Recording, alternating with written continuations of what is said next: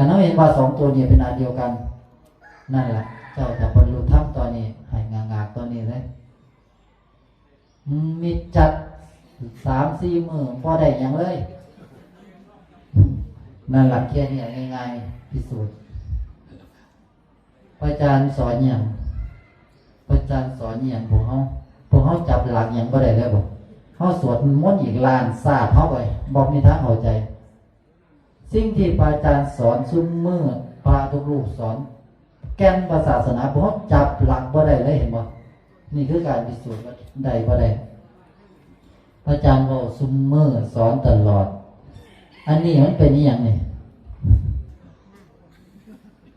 มันได้บอกว่ามันเป็นอย่างพวกเขาว่ามันมีตัวตนบอกแต่น้องให้ข่าวบอกมันว่างนั่นเขากำลังให้ข่าวอยู่ว่ามันว่างเขาเสียว่าสิ่งนี้มีหรือเขาเสียว่าความว่างนี้สิ่งนี้มันเป็นสิ่งถูกรู้ไหมมั้งแล้วสิ่งนี้ล่ะเป็นสิ่งถูกรู้วะ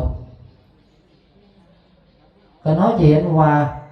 ว่างอยู่ตรงนี้ตรงเนี้ยเพราะเอิญว่าว่างคันสิ่งนี้เพราะได้เอิญว่าว่างล่ะเป็นสิ่งถูกรู้แล้วก็สิ่งนี้เพราะได้เอิญว่ารูปเป็นนามมันก็เป็นสิ่งถูกรู้ผู้ใดเห็นได้ว่ามันเป็นสิ่งถูกรู้มันรู้เรียบร้อยแล้วเนี่ยจบแล้วมันมีแต่รู้แต่มันบ่ได้ให้ค่าให้ความหมายมันมีการรู้แล้วรู้ว่าเป็นแบบนี้รู้ว่าเป็นแบบนี้ซึ่งมันจบลงตรงที่มันรู้ผู้ใดเห็นเป็นอันเดียวกันในแบบนี้บ้างทุกอย่างเป็นสิ่งถูกรู้ละเอียดกว่านี้อีกเขาเสียวันนี้คือมีขวดน้ำเขาว่ามีเอิ้นว่าภาวะเขาเสียว่ามันมีนี่แหละคืออัตตาคือการที่จิตเมื่อรู้สิ่งใดให้ข่าวว่ามันมีนี่ภาวะนี่คือภาวะตัณหานี่คือความเป็นตัวเป็นตนที่จิตเขาเกิดเรียบร้อยแล้วนี่ล่ะเขาก็เสียว่ามันมีความบ่มีตรงนี้เอิ้นว่าวิภาวะตัณหาแม่มตายหมดเสียว่ามันมีความบ่มีอยู่ตรงนี้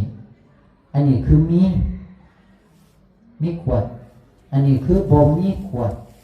นั่นหมายความว่าเฮาให้ค่าสิ่งนี้ไปแล้วว่าบ่มีเฮาเห็นการปรุงแต่งให้ค่าสิ่งที่เห็นบ่จริงๆแล้วมันเป็นเพียงสิ่งถูกรู้จะรู้แบบใดการเดียวกันเมื่อ